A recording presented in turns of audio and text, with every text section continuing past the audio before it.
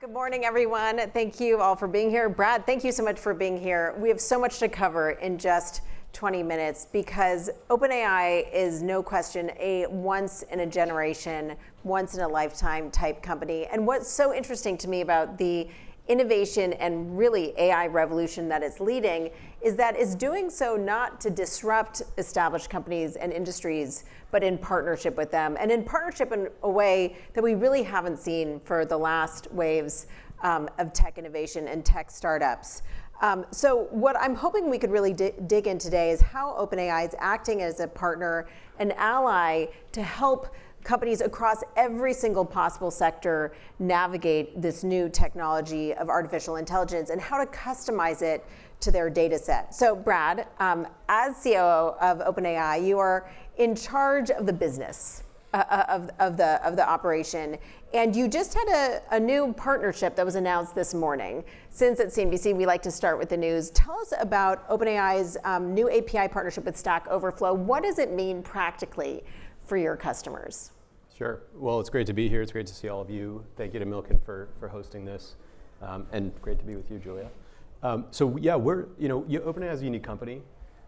We take a very mission-driven approach to how we think about developing artificial intelligence. And I think what that means practically in a business sense is like we will be a company that is fundamentally a partnerships company. And we're a small company building a very big technology with very expansive reach.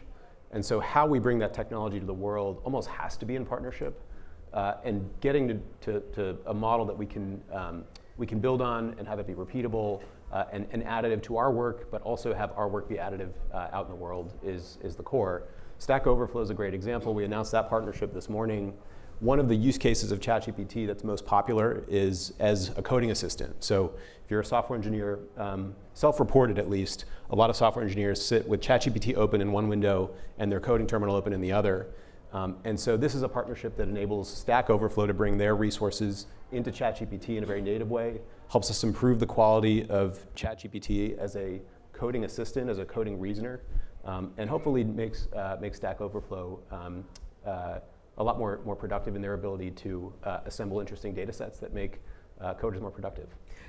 It seems like you're making a lot of these partnerships, and this is in partnerships in different fields, but obviously these partnerships allow you to accelerate your rollout and really what the technology is capable of. I think it was just last week that you announced a partnership with the FT, and you've been making some partnerships with publishers, but at the same time, you're also facing a lot of lawsuits. So you have a lawsuit from Sarah Silverman, you have a lawsuit from author Jodi Picoult, also from the New York Times. So how are you thinking about making partnerships or building tools to address those concerns? Yeah, publishing is an interesting one. So the funny thing about publishing is it's the area we actually think there's the most opportunity.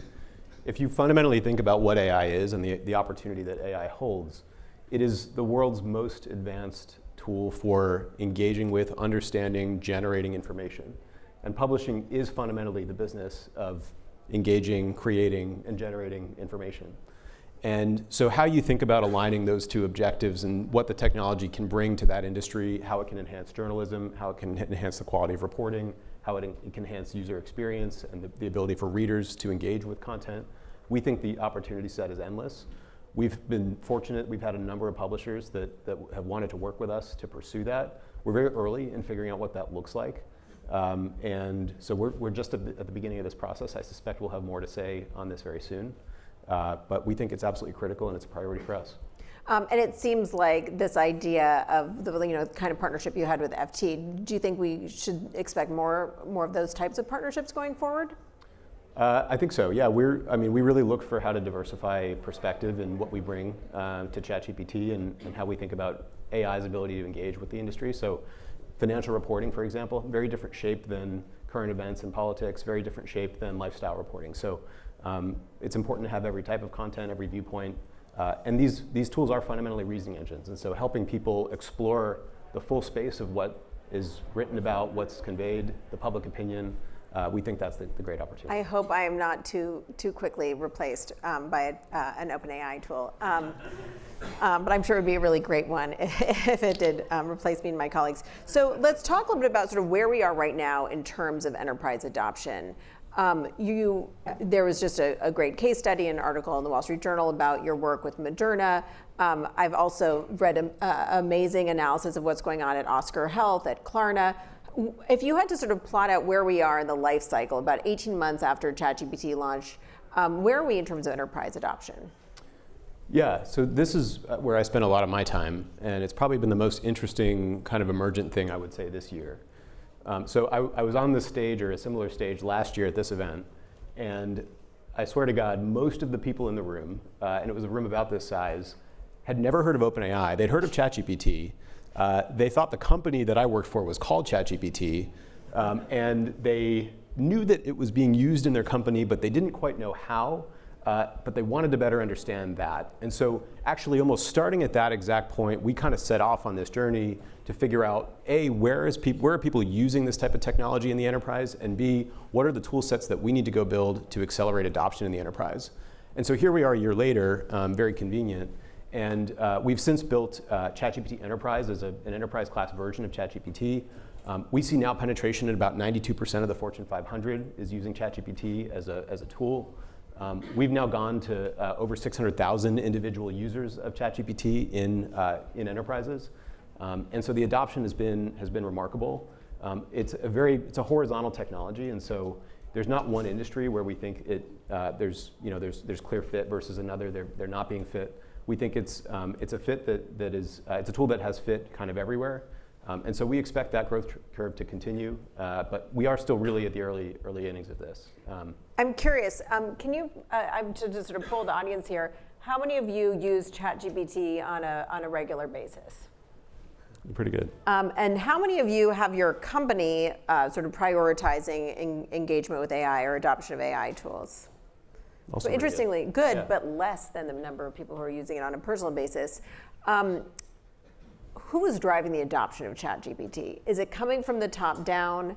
Is it coming from employees? I mean, we were talking about earlier. We were talking about how with companies such as Box, that was really driven sort of more from employees up. Yep. What's driving this wave of adoption, and what do you think is most effective? Yeah. So our opinion on this has changed. When we first started OpenAI, our first business was just building a developer platform, which was basically exposing our models via an API to developers that could build these really custom tools. We still have that business. It's doing great. It's still, though, where most companies think they have to go build with AI. So most companies call us and say, I have a goal. I want to grow revenue by X%. I want to cut Y% out of my customer support costs, et cetera, et cetera. And that's fine. We can still do that work. But I think the thing that we have come to realize, and the thing that most companies, I think, are coming around to, is that giving access to the tools to your workforce actually is one of the greatest accelerants. It doesn't show up neatly in a line item. It's not going to be a Q2 P&L impact that you can bring to your board or talk to the street about. But giving people familiarity with how these tools work, letting them wrap their workflow around the capabilities of the model, getting to experience the next best model when it comes out, almost kind of bringing in the training wheels for AGI in some sense. That's critically important, and I think that is the thing that enterprises are starting to wake up to. We've been very encouraged. So enabling experimentation, sort of broad-based experimentation. That's interesting because OpenAI has this philosophy of iterative development and sort of in making sure you're introducing things while they are still in process, which is not typically how software works. How would you explain that philosophy and what it means for the enterprise? Yeah, so well, we do this, the big global reason we do it is the models. We think the rate of progress in the field and the subsequent models that we trained is going to steepen from here, if you can believe it. People think that this rate of change is dizzying. I think that it is going to accelerate actually over the next few years. And so how do you think about that from what we call a deployment perspective, which is bringing the models to bear for users, whether it's a consumer or a business? We actually changed our approach to this a little bit last year, where we used to do these big grand releases. It was like, okay, great, the world's got GPT-3, no one knows what GPT-4 looks like, and then all of a sudden we kind of drop GPT-4 and everyone's got to adapt. But as the models get more powerful, we think it's really important that people get more of an incremental view of how the capability their capabilities are improving and what that trajectory line looks like. And so iterative deployment basically is a practice of just giving people familiarity with incremental improvements to the model so that the trend line looks a little smoother than it is discontinuous.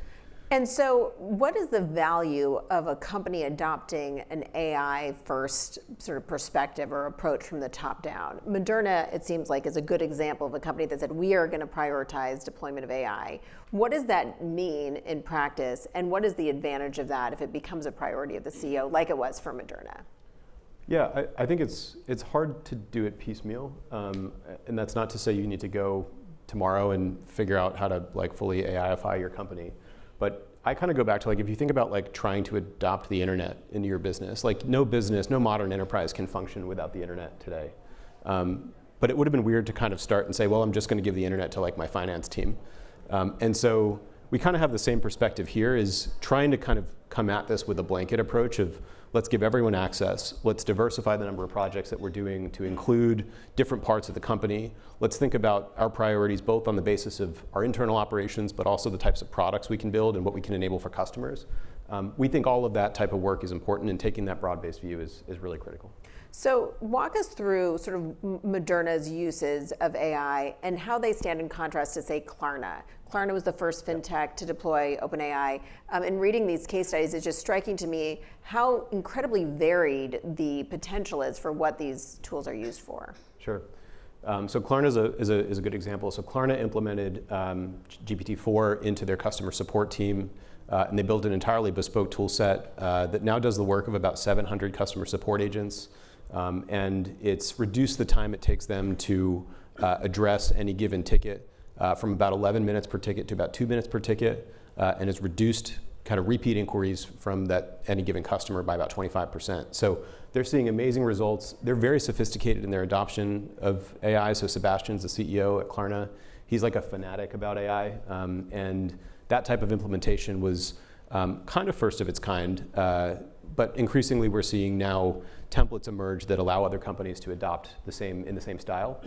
Moderna is a little different. So Moderna, obviously a drug company, they don't do as much in the way of directly customer-facing work. They don't serve as many users as Klarna does. But for them, what was really critical is how do you start to harness the efficiencies that AI can drive into the clinical research process, into the drug development process, into all their compliance and administrative work. And they as a company actually operate subscale relative to pharma. They're about 6,000 people.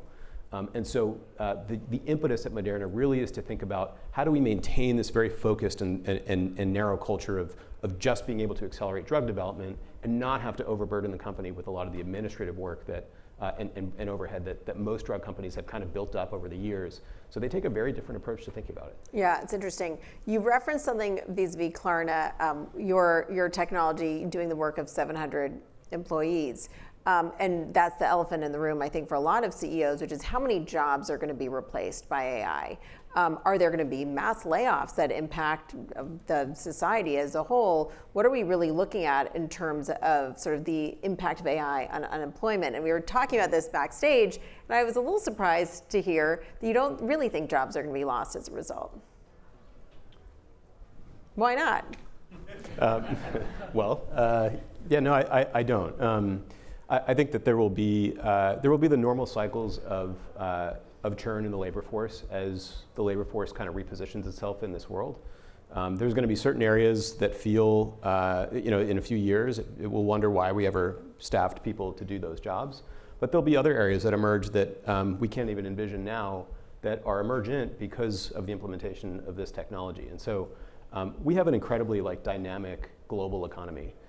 And I think as I was saying earlier, someone was saying to me last night, when the mechanical reaper came out in the late 1800s, early 1900s, something like 90% of the populations in U.S. and Europe worked in agriculture, and so there was basically kind of the risk of kind of this mass displacement and kind of job loss, and you did see that actually play out. Those economies adapted, and they've since flourished.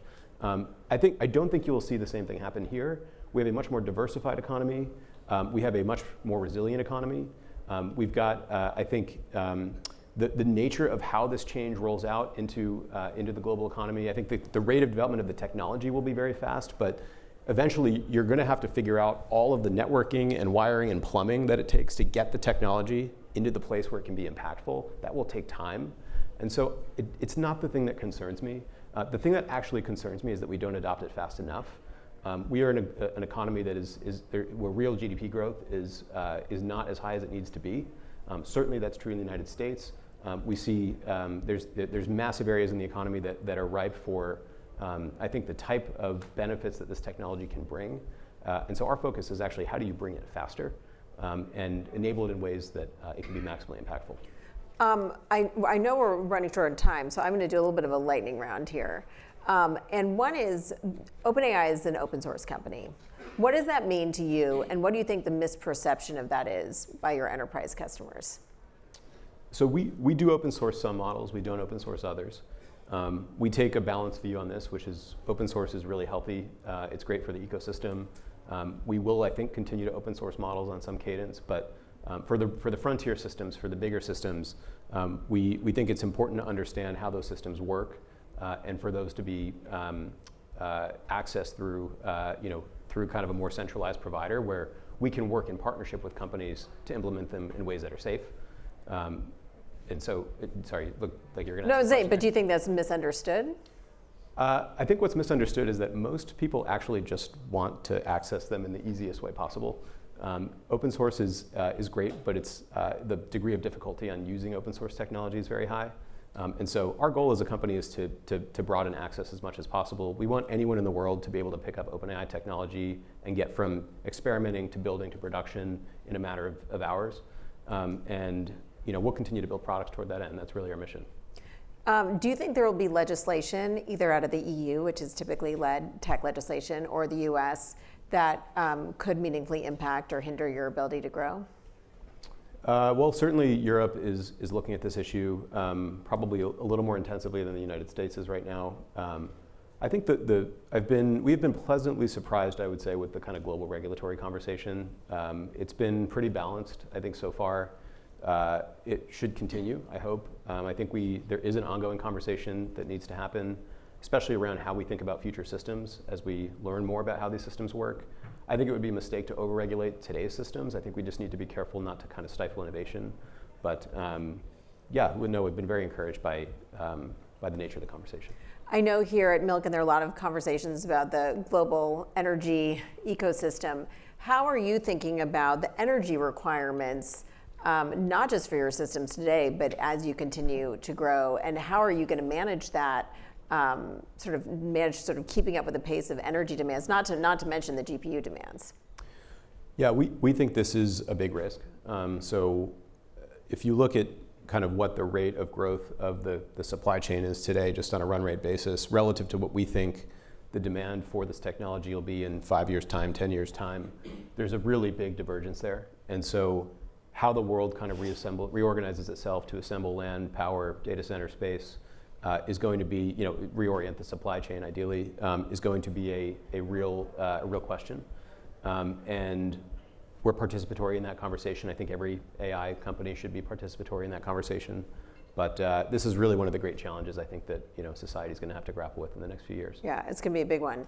So as a final sort of parting question here, what's going to happen or what's coming out of OpenAI in the next 6 to 12 months. We have no idea. Without giving away any proprietary information, can you give us a little window and maybe a little bit of advice to the companies here about how they should be thinking about what the future of AI looks like in the next 12 months and then in the next 3 to 4 years, which I would call 12 months is near term for me, but it may be long term for you. And then 3 to 4 years, which still seems pretty near term for me, but I know in AI terms, it's like an eternity.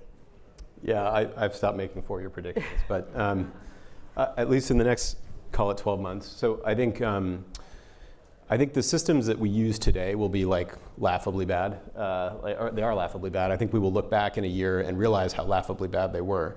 The kind of turn-based, like almost kind of Oracle-like system that ChatGPT is today is really, I think we don't see it as the long-term engagement model for what these systems can do and how they're going to be used. We think that we're going to move toward a world where they're much more capable, where they're going to be capable of actually taking on more complex work. They're going to have more of a assistive relationship with users. So they'll almost be kind of almost like a great teammate that you have kind of working with you on any given problem. And that's going to be a different way of using software. I don't think people really today understand what that looks like and can internalize it easily, but I think a kid born today will look back in 10 years from now, if you want to make the 10-year prediction. And it'll be foreign to anyone born today that you can't talk to a computer the way you talk to a friend, the way that you would talk to a teammate, or the way that you would talk to a project collaborator. And I think that's a profound shift that we haven't quite grasped. And so it sounds like a big part of that is moving away from the sort of text interface and towards a verbal interface. I don't think it just has to be verbal. The amazing thing about these systems are how multimodal they are. Like, they can reason visually. They can reason about really extraordinarily complex problems. We talked a little bit on the way here about, could you actually have an AI that hits a level of kind of comedic quality? Can AI be funny? It can be an AI stand-up comedian. I think it can. And so I think we're just scratching the surface on the full kind of set of capabilities that these systems have. And that's going to surprise us. AI is moving faster than the pace of corporate America. It just is moving, the innovation is faster than companies typically move. How can companies, investors, keep up with this unusually and sometimes uncomfortably fast pace? That's the hard part. That's really what I spend my time thinking about, is how do I help the world calibrate to the pace of change in the research lab? And for all of you, for the businesses and partners that we work with, what is a way to implement the technology that is going to be scalable, robust to the future, but also keeps pace with what's happening? And so we're still learning. We think we've got it maybe somewhat figured out. Certainly we learn the more we work with more and more companies, but I think that'll be one of the great challenges the next few years. Well, just looking at the innovations of the past year, and the Sora text to image, text to video innovation is just amazing. So I cannot even imagine what we're going to be talking about next year at this time. Brad, thanks so much for joining us here today.